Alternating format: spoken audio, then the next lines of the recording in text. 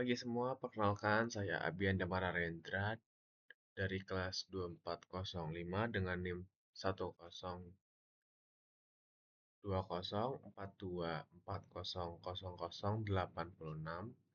Di sini saya akan mengerjakan tugas pendahuluan dari modul 2. Yang pertama, gunakan dataset yang telah disediakan pada tautan berikut. Nah, untuk dataset sendiri, kita sudah masukkan datasetnya di sini.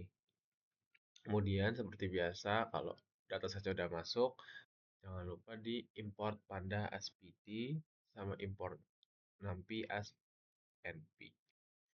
Jadi intinya setelah datasetnya masuk, bakal kita validasi terlebih dahulu. Ini merupakan validasinya dengan cara df-pdread csv. Nah, di sini kita masukkan nama dataset yang telah kita masukkan tadi.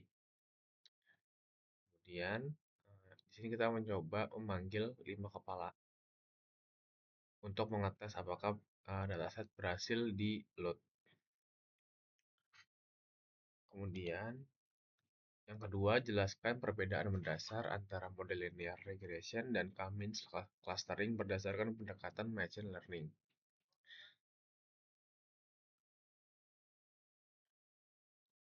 Di sini kita apa sih itu linear regression dan K-means? Nah, jadi simpelnya kalau linear regression itu dia itu untuk kunci jawaban. Jadi dia memiliki tujuan yang jelas untuk menebak angka, semisal harga. Kalau K-means sendiri dia belajar sendiri tanpa petunjuk. Jadi tujuannya itu lebih ke mengelompokkan suatu data yang mirip, misalkan tipe pelanggan, seperti itu. Selanjutnya, tuliskan sintak untuk membagi dataset menjadi data latih, training, dan data uji. Nah, di sini kita sudah membagi dataset. Jadi, yang ketiga itu ada train test field, di mana dia membagi data training dari si data set sendiri. Jadi ada data training sama data testing. Nah, fungsi dari parameter random style sendiri yaitu mengontrol pengecekan sebelum data dibagi, kemudian pembagian data selalu identik di setiap run, memastikan eksperimen bisa direproduksi.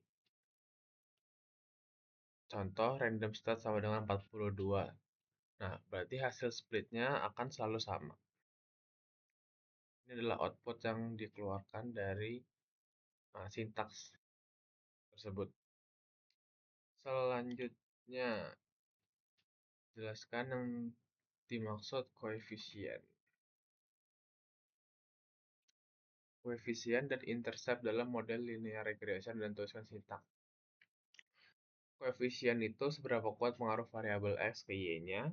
Kalau x-nya naik, maka y-nya akan naik berapa. Kalau yang intercept, nilai awal y. Kalau semua x itu 0, titik startnya di mana?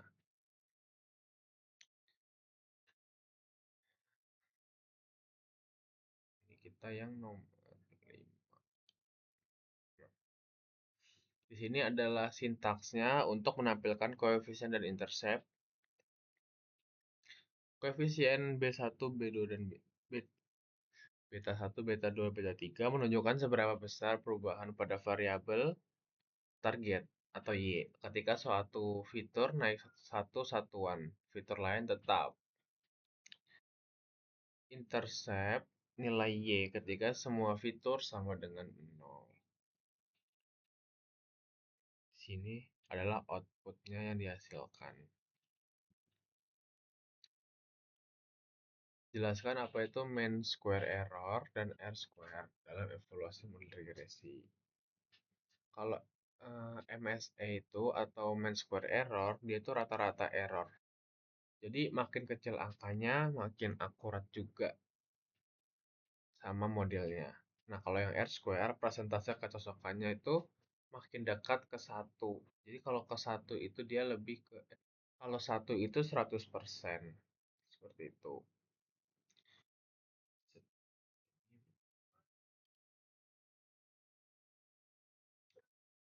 Ini yang MSE. Nah, di sini ada sintaks untuk menghitung MSE dan R kuadrat, atau yang bisa disebut tadi namanya R square. Kalau MSE rata-rata kuadrat selisih antara nilai aktual dan prediksi. Semakin kecil MSE-nya, dia maka semakin akurat. Nah, kalau yang R square, proporsi variansi target yang bisa dijelaskan oleh model, terus ada rentang 0 sampai 1. Nah, kalau 1 itu dia sempurna atau 100%. Kalau R square, 1 berarti model memprediksi dengan sempurna. Gitu.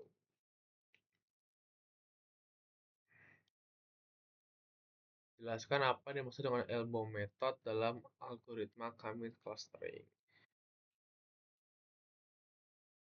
Nah, kalau elbow method itu dia jumlah kelompok yang paling pas. Jadi kita bikin grafik error, pilih titik di mana grafiknya mulai nekuk, kayak siku tangan.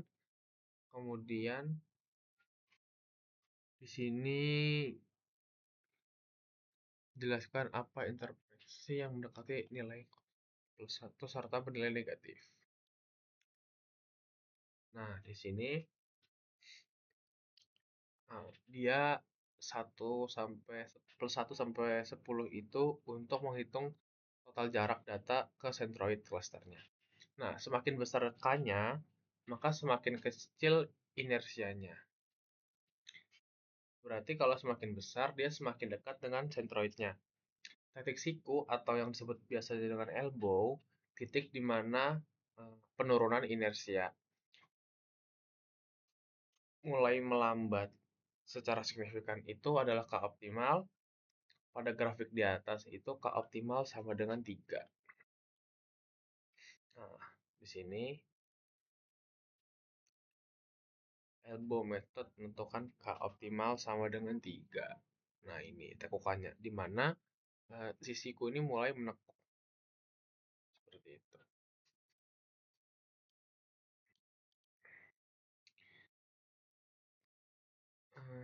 Tuliskan sintak inisiasi model K-means dengan menentukan jumlah klaster. K-means. Nah, di sini K-means dia kita jumlah klaster yang diinginkan sama jumlah inisiasi sentroid yang berbeda. Di sini kita pakai 3 sama random startnya tadi 42. Nah, N init itu dia adalah inisiasi. Kita pakainya 10. Nah, nanti hasilnya kita bikin plot, divisualisasikan seperti ini nanti hasilnya. Tuh. Tuliskan sintak menghitung Silhouette score pada K-means clustering dan jelaskan apa interpretasi dari skor maka nilai satu. Nah, kalau mendekati kalau sintaks menghitung Silhouette score mendekati plus 1, data berada jauh dari klaster tetangga dan sangat dekat dengan klaster sendiri. Artinya, clustering sangat baik dan cluster terdefinisi dengan jelas. Kalau mendekati ke 0, data berada di dekat batas antara dua cluster. Clustering kurang baik atau data ambigu. Kalau negatif, data lebih dekat ke cluster lain dibandingkan cluster sendiri. Kesimpulannya adalah data salah ditempatkan atau clusteringnya buruk. Nah, di sini adalah contohnya skor kita adalah untuk data setting yang kita gunakan itu clusteringnya baik karena dia 0,8 mendekati dengan 1. Tidak negatif dan tidak mendekati 0. Jadi dia lebih masuk ke yang sini. Selanjutnya, dalam melakukan validasi hasil clustering terdapat salah satu teknik evaluasi yaitu adjust tataran atau ARI. Apakah ini dimaksud dengan ARI dan berikan contoh dalam kondisi seperti teknik ARI digunakan untuk clustering? Nah, Penjelasan ARI di sini, ARI itu untuk mengukur kesamaan antara hasil clustering dengan label ground truth yang sebenarnya. Rentang nilainya dia ada -1 sampai dengan 1. Kalau ARI 1, dia adalah clustering sempurna sesuai dengan label aslinya. Kalau misalkan ARI-nya 0, clustering acak atau random. Kalau ARI kurang dari 0 atau negatif, clustering lebih buruk daripada acak. Kapan sih ARI dapat digunakan? Hanya bisa digunakan ketika label asli tersedia untuk dibandingkan. Contohnya, mengevaluasi apakah Cummins berhasil menemukan kelompok pasien yang sesuai dengan diagnosis dokter, membandingkan hasil beberapa algoritma clustering terhadap label kelas yang sudah ada, itu. Nah, di dataset ini nilai ARI kita adalah 1. Jadi clustering sangat baik. Masuknya yang ini. Jika sebuah model machine learning mengalami overfitting dan underfitting, jelaskan apa yang dimaksud dengan kedua kondisi tersebut dan jelaskan perbedaannya. Nah, kalau overfitting, dia itu model sudah terlalu hafal data training dan tidak bisa digeneralisasi. Performanya bagus pada training, tapi buruk ketika melakukan testing. Train error rendah, tes errornya tinggi. Penyebabnya model terlalu kompleks atau datasetnya terlalu sedikit.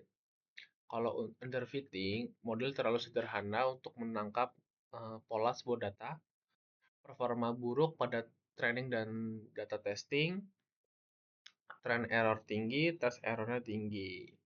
Penyebabnya biasanya itu terjadi kalau model yang digunakan terlalu simple.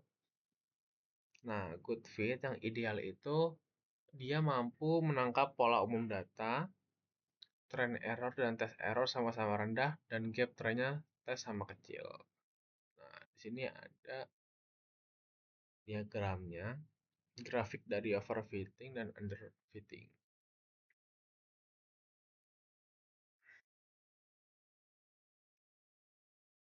Nah, kalau yang di sini underfitting trend error tinggi, test error tinggi. Good fit, trend errornya rendah, test error rendah. Kalau overfitting, trend errornya sangat rendah, sangat tinggi. Nah, kalau ini yang underfitting, ini yang good fitting, dan ini overfitting. Sekian dari saya, kurang lebihnya mohon maaf. Wassalamualaikum warahmatullahi wabarakatuh.